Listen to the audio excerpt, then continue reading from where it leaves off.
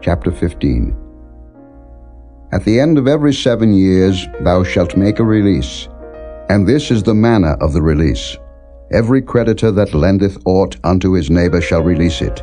He shall not exact it of his neighbor, or of his brother, because it is called the Lord's release. Of a foreigner thou mayest exact it again, but that which is thine with thy brother, thine hand shall release.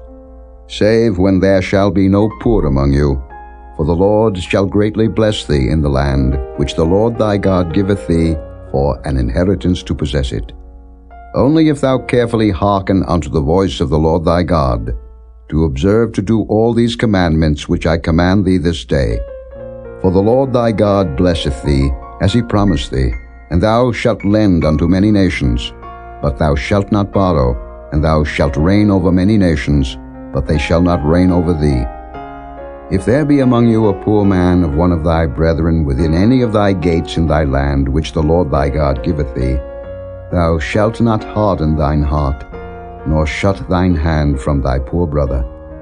But thou shalt open thine hand wide unto him, and shalt surely lend him sufficient for his need, in that which he wanteth.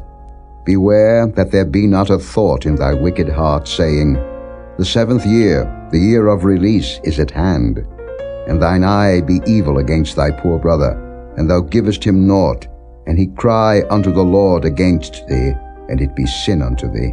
Thou shalt surely give him, and thine heart shall not be grieved when thou givest unto him, because that for this thing the Lord thy God shall bless thee in all thy works, and in all that thou puttest thine hand unto. For the poor shall never cease out of the land. Therefore I command thee, saying, Thou shalt open thine hand wide unto thy brother, to thy poor, and to thy needy in thy land.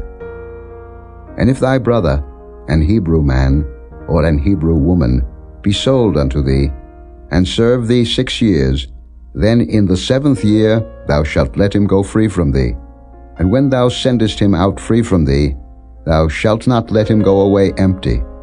Thou shalt furnish him liberally out of thy flock, and out of thy floor, and out of thy winepress, of that wherewith the Lord thy God hath blessed thee thou shalt give unto him.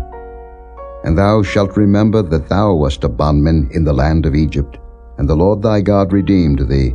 Therefore I command thee this thing today.